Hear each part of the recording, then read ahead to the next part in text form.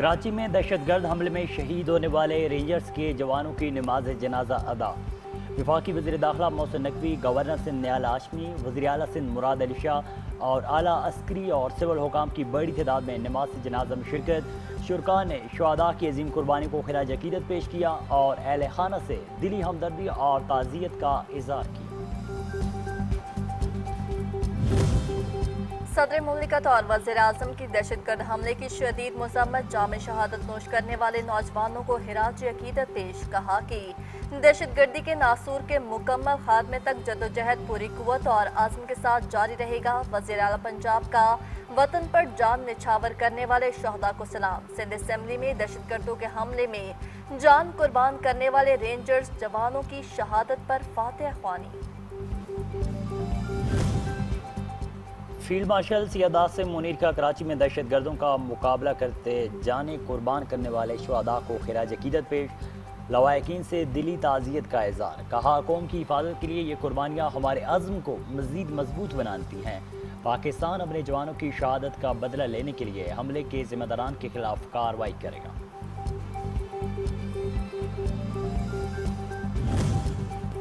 وفاقی وزیر داخلہ محسن نقوی، گورنر سندھ نیال ہاشمی اور وزیر اعلیٰ سندھ سید مراد علی شاہ کا دہشت گردی کو جڑ سے اکھاڑ پھینکنے کے عزم کا اظہار۔ نماز جنازہ کے موقع پر گفتگو کرتے ہوئے کہا کہ دہشت گردوں کے ناپاک عزائم کو خاک میں ملاتے ہوئے رینجرز کے بہادر جوانوں کے جام شہادت نوش کیا، جن کو سلام پیش کرتے ہیں۔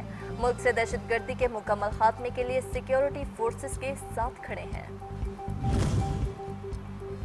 کراچی میں پاکستان رینجر سندھ کے کیمپ پر بھارتی پراکسی جماعت الارار کے خوارج کا دہشت گردانہ حملہ ناکام۔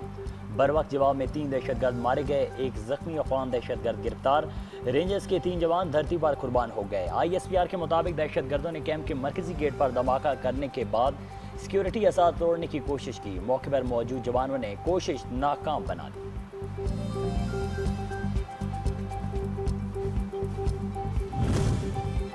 امریکی حملے آبنائے ہرمز کی مکمل بحالی میں رکاوٹ ہیں۔ امریکہ کی ذمہ داری ہے وہ اسرائیل کو معاہدے کی پاسداری پر آمادہ کرے۔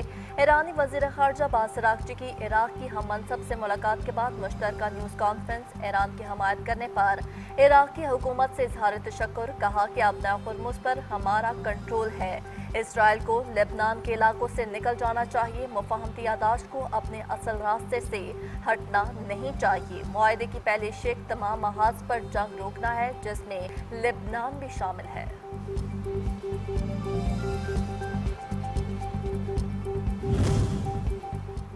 عراقی وزیر خارجہ فواد حسین کہتے ہیں یہ جنگ پورے خطے کے لیے نقصان دہ ہے۔ عراقی وزیر خارجہ کا ایران امریکہ جنگ کو فوری ختم کرنے کا مطالبہ۔ کہا آبنائے ہرمز کے اطراف اب بھی جھڑپیں جاری ہیں۔ خطے کو محفوظ بنانے کے لیے تمام ممالک کو کردار ادا کرنا ہوگا۔ فواد حسین نے آبنائے ہرمز کو کھلا رکھنے کی اہمیت پر زور دیا۔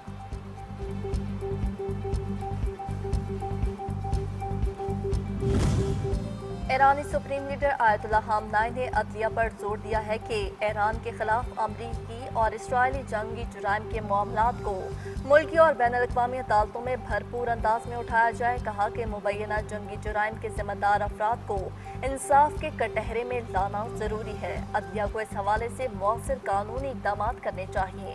ضروری ہے کہ میناب اسکول کے جنگی مجرمان کو انصاف کے کٹہرے میں لایا جائے۔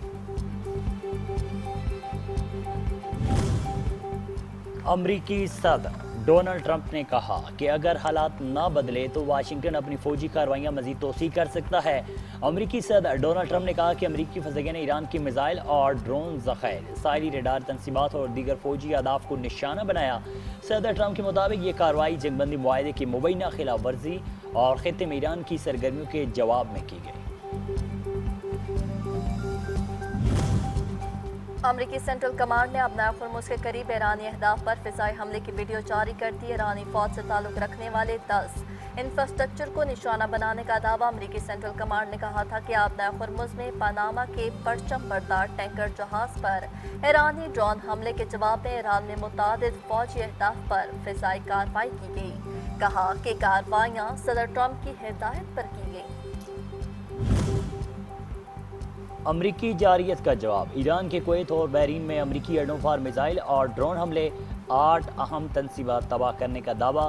پاسداران انقلاب نے کہا کہ ایرانی نیوی اور ایرو اسپیس فورس نے بحرین اور کویت میں امریکی تنصیبات کو نشانہ بنایا۔ ایرانی پاسداران انقلاب کے مطابق جنگ بندی کی خلاف ورزی اسلام آباد مفاہمتی یادداشت کی شق 1 کے منافی ہے۔ ایرانی حکام نے اس کارروائی کو امریکہ کی حالیہ فوجی کارروائیوں کا فیصلہ کن جواب قرار دیا۔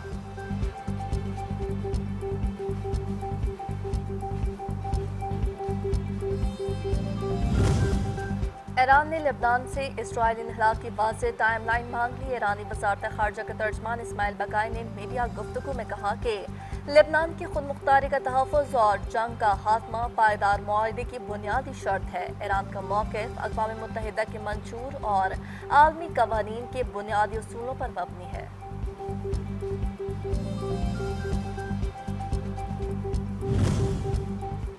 سعودی عرب اور قطری وزراء خارجہ کا ٹیلی فونک رابطہ، ایران امریکہ مفاہمتی یادداشت پر دستخط کے بعد خطے کی صورتحال پر تبادلہ خیال، دونوں ممالک کا آبنائے ہرمز میں بحری ٹریفک کی مکمل بحالی پر اتفاق۔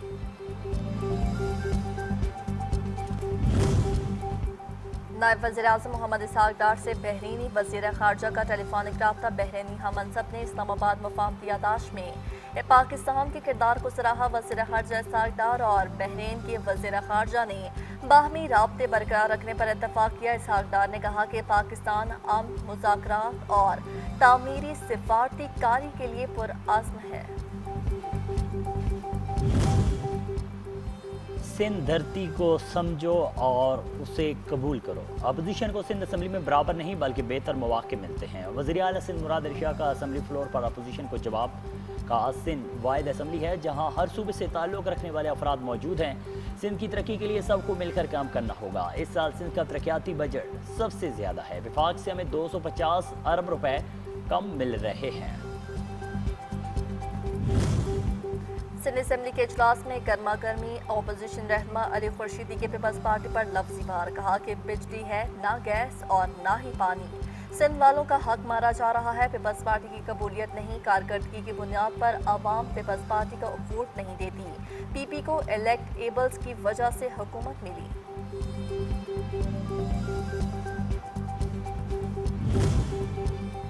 آزاد جموں کشمیر کی صورتحال تشویشناک ہے، کالعدم ایکشن کمیٹی کے ساتھ آئینی حدود میں رہ کر بات چیت کو آگے بڑھایا جائے۔ امیر جماعت اسلامی حافظ نعیم الرحمان اور جے یو آئی سربراہ مولانا فضل الرحمان کی ملاقات کے بعد میڈیا سے گفتگو۔ کہا آزاد کشمیر کی صورتحال پر پوری قوم کرب میں ہے، حکومت اپنی پوزیشن واضح کرے تاکہ ہم کوئی کردار ادا کر سکیں، ہمیں قوت کی بنیاد پر فیصلوں سے گریز کرنا چاہیے۔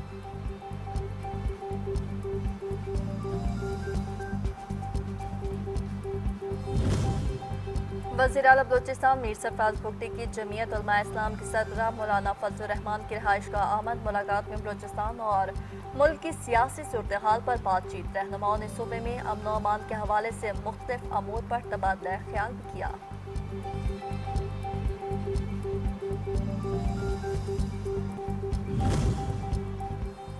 ایران اور امریکہ کے درمیان جنگ بندی میں پاکستان نے اہم کردار ادا کیا۔ وزیر اعظم اور فیلڈ مارشل کی بہترین سفارتکاری کی بدولت جنگ بندی ممکن ہوئی۔ وفاقی وزیر منصوبہ بندی احسن اقبال کا تقریب سے خطاب، بولے جنگ بندی نہ ہوتی تو دنیا بھر میں شدید معاشی بحران جنم لیتا، خطے میں امن ہی ترقی اور خوشحالی کی ضمانت ہے۔ پاکستان نے پہلے دفاعی معرکہ جیتا اور اس کے بعد سفارتی محاذ پر بھی کامیابیاں حاصل کی۔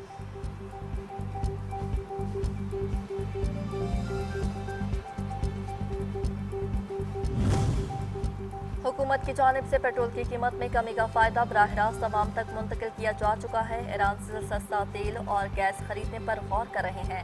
وفاقی وزیر پیٹرولیم علی پرویز ملک کہتے ہیں کہ عالمی سطح پر قیمتیں کم ہوتی ہیں تو اس کا اثر پمپ پر بھی ضرور نظر آتا ہے۔ پیٹرول اور ڈیزل کی قیمتیں ابھی جنگ سے پہلے کی سطح پر نہیں آئیں اور بعض حلقوں کی جانب کر دیا۔ پارٹی کی جانب سے جاری فہرست کے مطابق مختلف حلقوں کے لیے امیدوار نامزد کیے گئے۔ میرپور، بیمر، کوٹلی باغ، سنوتی، پونچھ، وادی نیلم، مظفر آباد، جموں اور ویلی کے حلقے شامل ہیں۔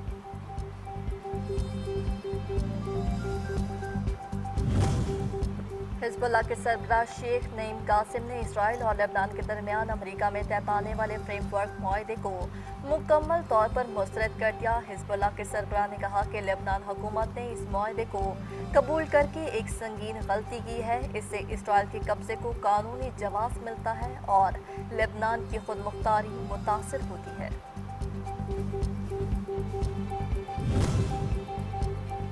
سعودی عرب میں آئل کمپنی کا ہیلی کاپٹر گر کر تباہ۔ ہیلی کاپٹر میں سوار تمام 14 افراد جاں بحق ہو گئے۔ سعودی میڈیا کے مطابق ہیلی کاپٹر سعودی آئل کمپنی ارامکو کی ملکیت ہے اور حادثہ راست نورو میں پیش آیا۔ تحقیقاتی ادارے نے حادثے کی وجوہات جاننے کے لیے کارروائی کا آغاز کر دیا۔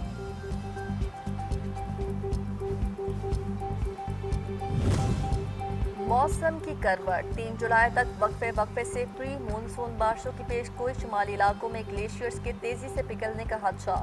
گلگت بلتستان، خیبر پختونخوا اور آزاد کشمیر کے مختلف علاقوں میں دریاؤں اور ندی نالوں میں پانی کی سطح اچانک بلند ہو سکتی ہے۔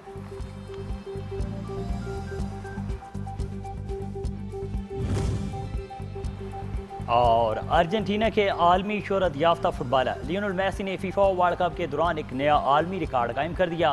لیونل میسی اردن کے خلاف میچ میں گول کر کے فیفا ورلڈ کپ کے دوران مسلسل 7 میچز میں گول کرنے والے پہلے کھلاڑی بن گئے۔